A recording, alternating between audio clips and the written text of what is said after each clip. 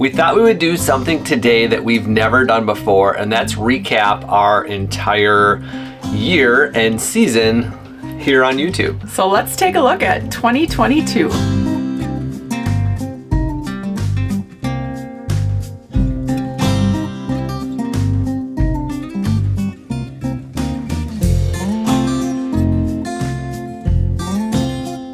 "2022 was a very good year for us. We did a lot of travel, and we also hit 40,000 subscribers on YouTube. So we want to give a big shout out and thank you to each and every one of you. We typically travel the entire country, I would say, every year. We like to move and see and sightsee, and that's part of the whole reason why we're doing this. So we started out in California, went all the way over to the East Coast in the Florida Keys, and then all the way back to California in December.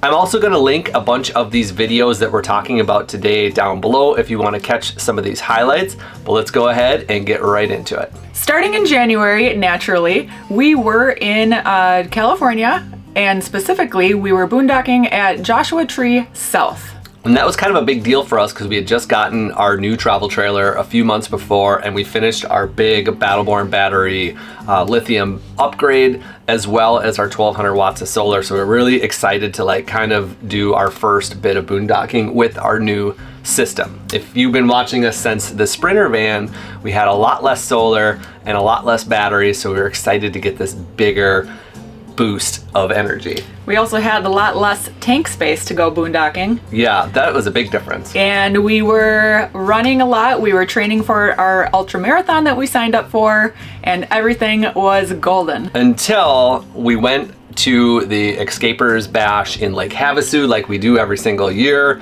and I ended up spraining my ankle. So our dream of our ultra marathon in 2022 was crushed. Yeah, and if you think about it, our year started out kind of rough that way.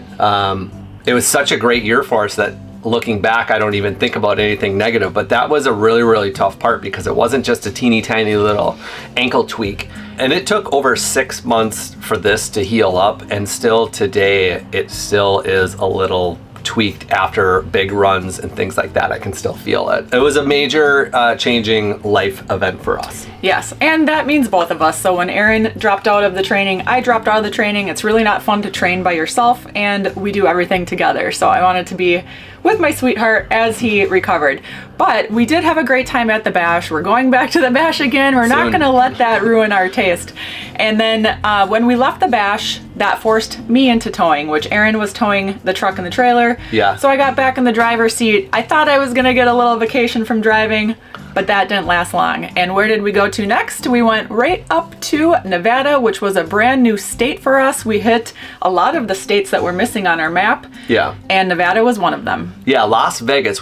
I've never been to Las Vegas before. We've never RV'd to Las Vegas together. And so Chris towing for her very first time into that was quite a big change up. And I remember distinctly after spraining my ankle, we both made this decision that we're going to continue traveling, we're going to continue sightseeing, and we're going to try to do a lot of new things in 2022. We wanted to continue to see and explore the United States. And have those first experiences. Yeah, and so I remember hobbling around on crutches in Las Vegas, for miles. I just freshly sprained my ankle, and because I wanted to see it, and that was part of the gig. Yeah, I actually remember us joking that we looked like locals just wobbling around. Mm-hmm. We didn't look like tourists because why would a tourist be on crutches? Yeah.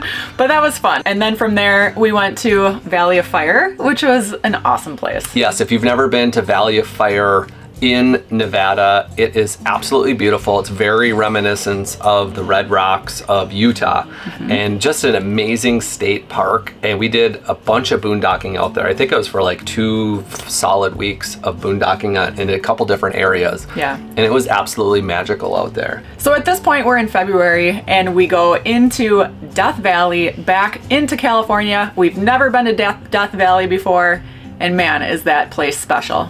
I remember thinking back, like, I didn't even technically know where Death Valley was. It doesn't really get talked about that much. No, everybody knows the Death Valley, but where exactly in it? I didn't know if it was Nevada or California and it's kind of right on the border. As soon as you cross into California from Nevada going south, you hit the Death Valley area. And that's pretty special. Death Valley is a very unique place.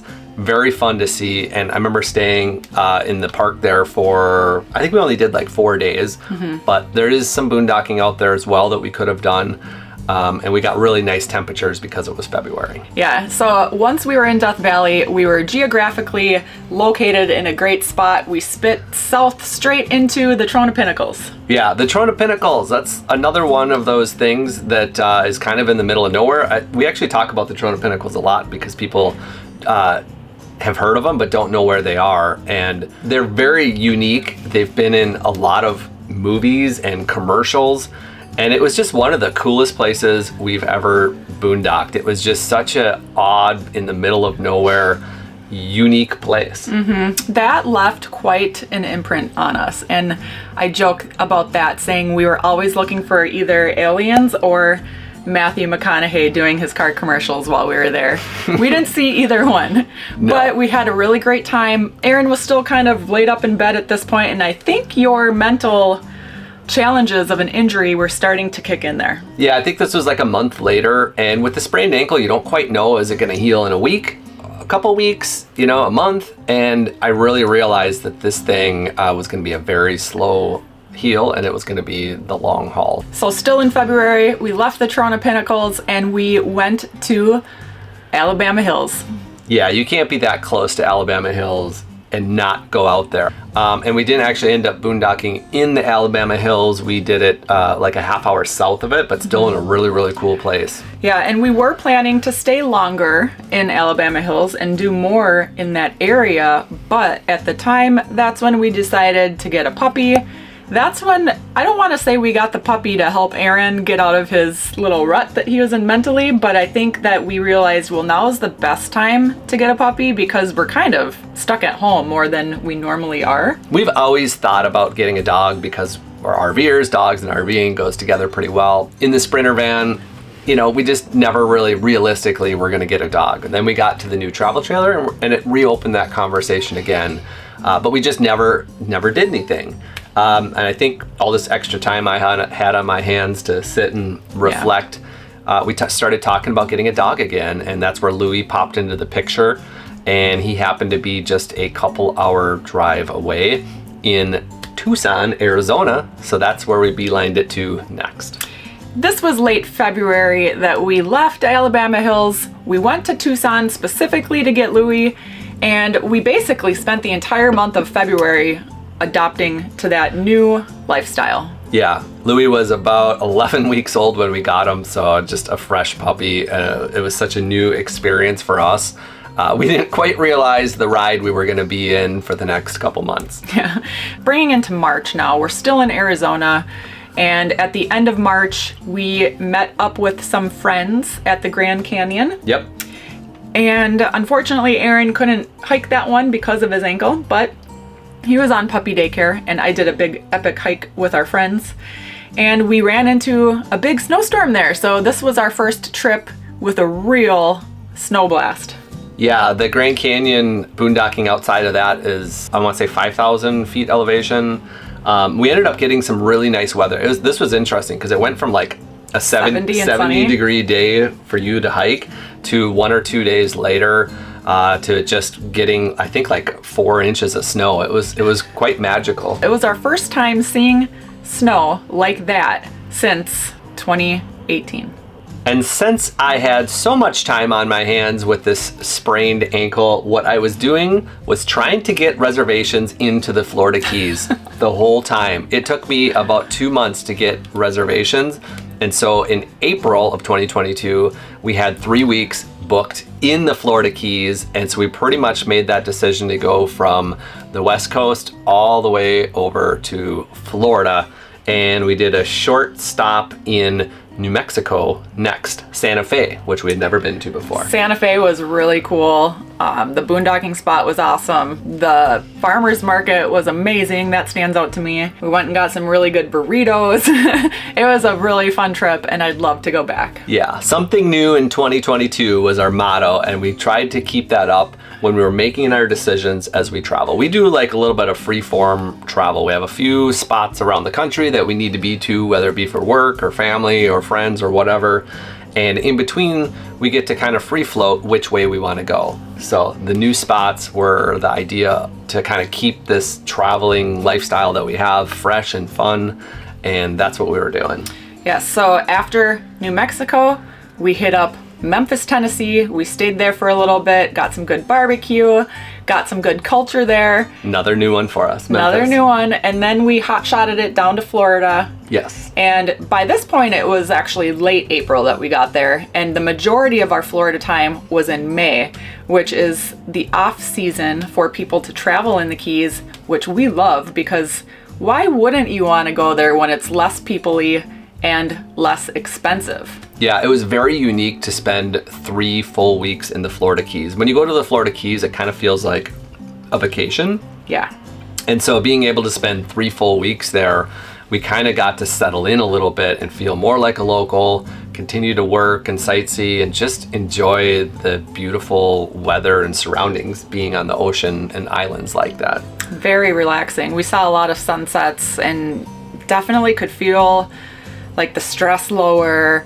The ocean waves did their thing, and they just made us feel really calm. Yeah, as soon as we left the Florida Keys, it's like I always have it in the back of my mind. I want to go back. Let's go back and see it again. I know, I'm always excited to see it. So on top of seeing new places, we also wanted to go back and see some places that we saw our very first year on the road in 2019. So that included the Florida Keys and some of the East Coast stuff that we ended up doing next. And those were the big cities, some of our favorite spots to go, which is Savannah, Georgia, and Charleston, South Carolina. We love those 2 cities. They're very historical, they're very romantic, and we've been dying to get back there, and we made it happen. Yeah, and again, we have videos on almost every single one of these stops we're talking about. So I'm gonna link them all down below, like kind of in chronological order if anybody wants to go back and see something specific. But that's just kind of the fun thing that we get to do, is we get to travel, we get to record this, we get to make these memories. And again, that's why we appreciate you guys all watching this stuff, and somehow amazingly coming up to 40,000 plus subscribers on YouTube 3 short years later after doing this. Okay, so now at this point we're in June. We go to North Carolina, the beaches of North Carolina, to celebrate Aaron's 41st birthday. Yeah, and that was a very short stint there. We just spent a week. We were kind of relaxing a little bit, and we went and saw the ocean in a new spot that we've never been to in North Carolina. And we really didn't do a whole lot there, but just relax and take in the beautiful views. Right after that was our very first escapade. So the drive from North Carolina to the Nashville area was so beautiful, basically driving through the Smoky Mountains. Remember the time it was really hot. So we kept going straight to Nashville. I gave some excellent presentations on healthy RV living, and it was a hit. And we really love that Escapades group, and we're going back there again this February? This March. So that was fun. That was a great experience, and it was kind of a nice little last event before we went home to Wisconsin and Minnesota. Spending some time back home in the months of July and August is something we kind of do every single year. And that's pretty much just family time. We don't do a whole lot of recording and stuff like that back home, but yeah, it's good to see friends and family. So we had an excellent visit home. Wisconsin treated us very well. Minnesota treated us very well. When we're home, we get stretched in a lot of directions, and we do a lot of socializing. Our routine is totally thrown off. Our eating is totally thrown off. So when we left August 1st, it was perfect. I remember it aligned with our August 8-week challenge. And we were ready to just kick butt on that challenge along with all the group members. And we left Minnesota and we went to Elkhart, Indiana. Yeah, in Elkhart, Indiana, we got to see our friends at MoreRide, and we got to do that fun tour of the MoreRide factory. And shortly after that, we made the decision to kind of go back all the way down south and head to New Orleans. New Orleans was another spot on our list that we went back in 2019 that we wanted to revisit. It was a really great trip. We're glad that we made it down there. It was really hot again. We were in this heat wave, and this time we had our dog with us, so we had to be more careful with the heat. We couldn't just rough it like we normally would. So this was before we picked up that generator for a backup solution for running the AC while boondocking, because we have this big electrical system and we can definitely run the air conditioning for like a day or two and keep really cool and comfortable.